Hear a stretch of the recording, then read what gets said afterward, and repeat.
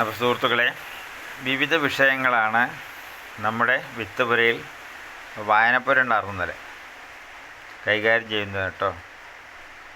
മലപ്പുറം ജില്ലയിലെ പെരിന്തൽമണ്ണ താലൂക്കിലെ ആലിപ്പറമ്പ് പഞ്ചായത്ത് ഒരു വിശേഷണം കൂടിയുണ്ട്. ഏഷ്യയിലെ ഏറ്റവും വലിയ ചേനഗ്രാമം. അപ്പോൾ നമ്മുടെ ആയുർവേദത്തിൻ്റെ ആഗോള തലസ്ഥാനമാണ് മലപ്പുറം കോട്ടക്കലല്ലേ, മലയാളം പിറന്നത്. അപ്പോൾ സുരേഷ് മലയാളി, അത് പ്രാദേശികമായിട്ടുള്ള പദത്തിൽ നിന്നെടുത്ത ഒരു സാഹിത്യ ഭംഗി. അപ്പോൾ സുരേഷ് മലയാളി ഭാരതർ എന്ന് പറയുമ്പോൾ ഇൻ്റർനാഷണൽ. ഇപ്പോൾ സുകുമാർ അഴീക്കോട് മാഷൊരു പുസ്തകമുണ്ട്, ഭാരതീയത. ഇന്നലെ ഞങ്ങൾ വായനയിലത് ഉപയോഗപ്പെടുത്തി. നല്ലൊരു പുസ്തകമാണ്. അതിൻ്റെ കോപ്പി കിട്ടാനില്ല, എൻ്റെ അടുത്തൊരു കോപ്പി ഇരിക്കുന്നുണ്ട്. അദ്ദേഹത്തെ പ്രഭാഷണ കാലത്ത് ഞാനത് കയ്യിലാക്കിയതാണ്. അപ്പോൾ ഇത് വിവിധ വിഷയങ്ങൾ കൈകാര്യം ചെയ്യും. പുറത്ത് നല്ല മഴയാണ്. അപ്പോൾ മഴയും പുഴയും ഉണ്ട് കേട്ടോ ഇവിടെ. അപ്പോൾ നമ്മൾ ഓരോരോ വാക്കുകളെ, വാക്കുതിക്കും ദിക്കു നീ തന്നെയാകുന്നു, വാക്കിൻ്റെ വാരിധികൾ നിന്നിലേക്കാകുന്നു, നീ അഗ്നിയാകുന്നു, നീ അമൃതാകുന്നു. വാക്ക്.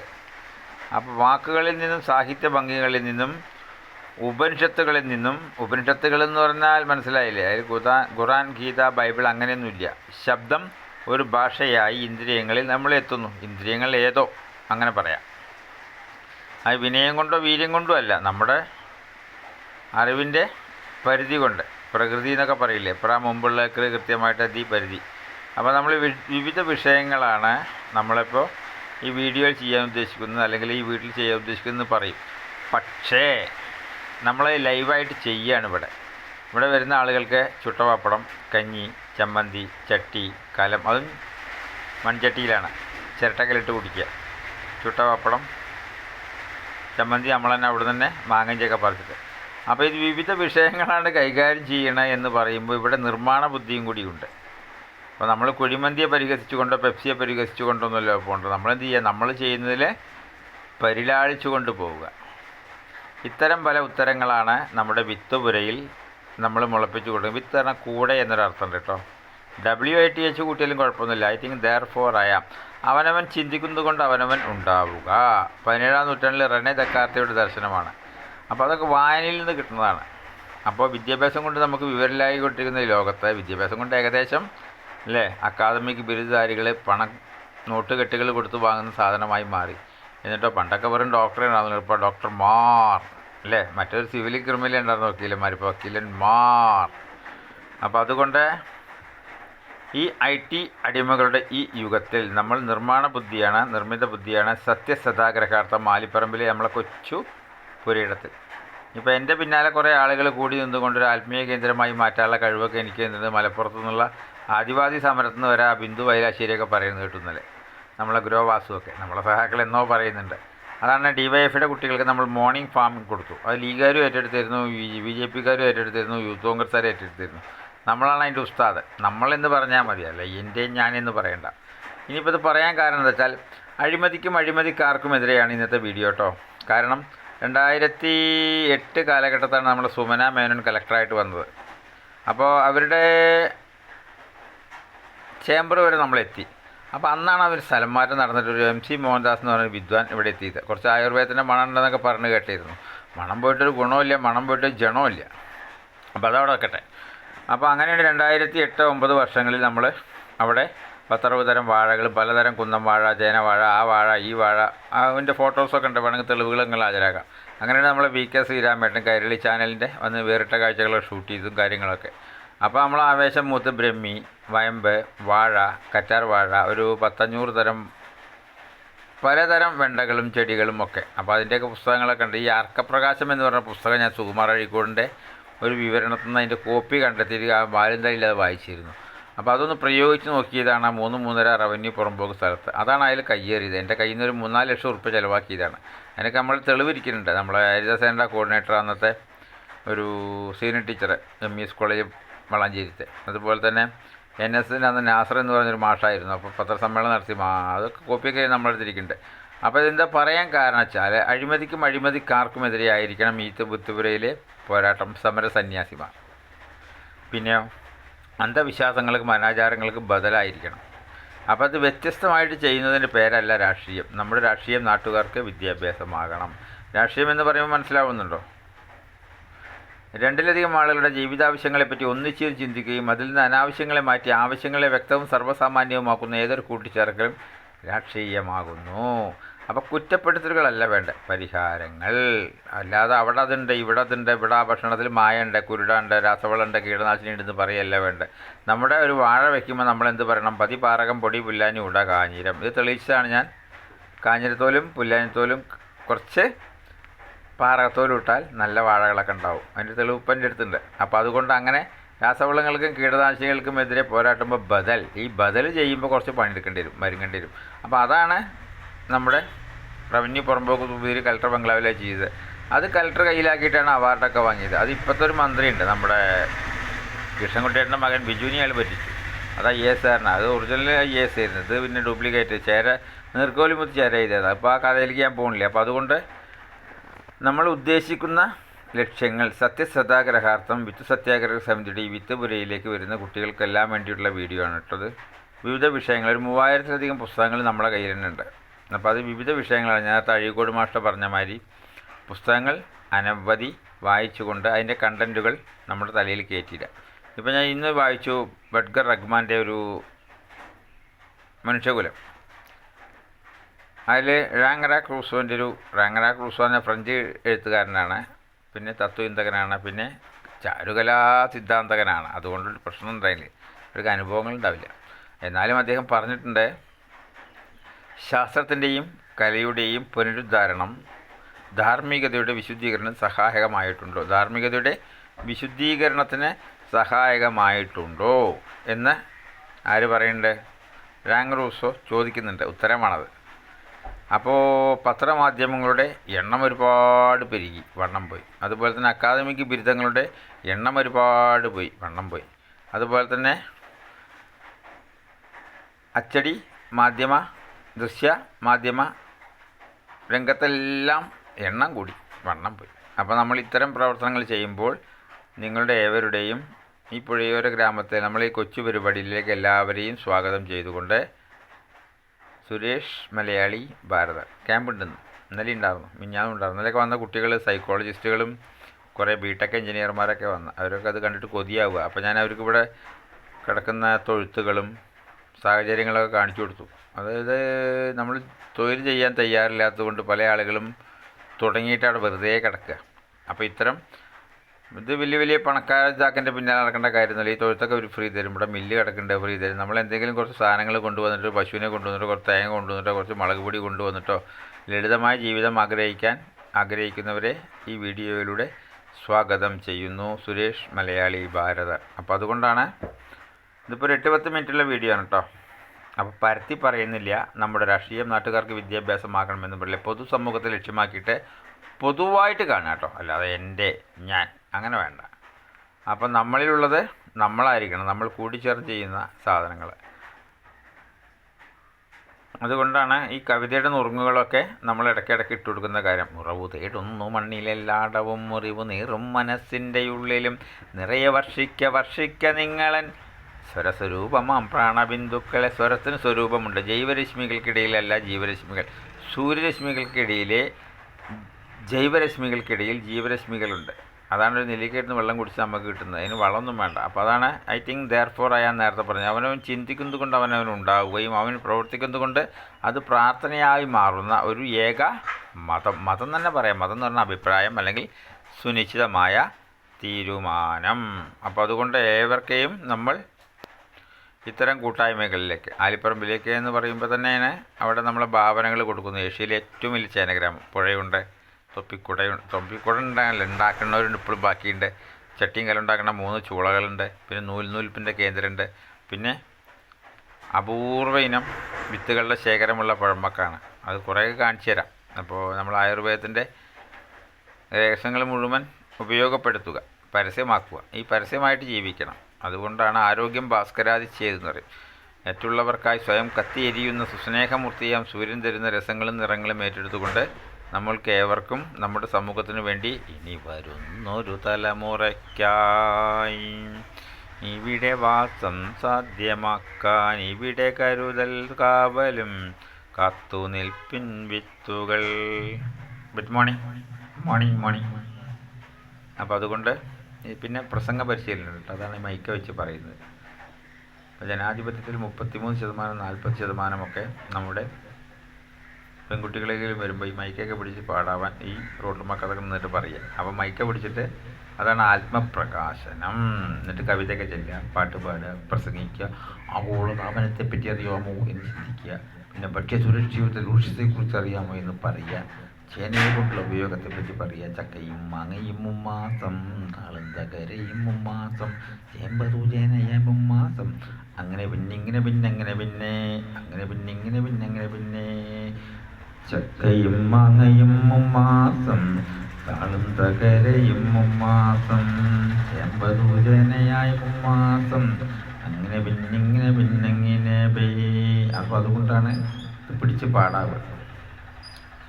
അത് നോക്കി നിന്നാലൊന്നും അന്ന് ഇന്നലെ വന്ന കുട്ടികളുണ്ട്. ഇന്നലെ വന്ന കുട്ടികളുടെ അത് കൂടെ നിങ്ങൾ ഈ വീഡിയോ ഒക്കെ ഷെയർ ചെയ്യണം കേട്ടോ.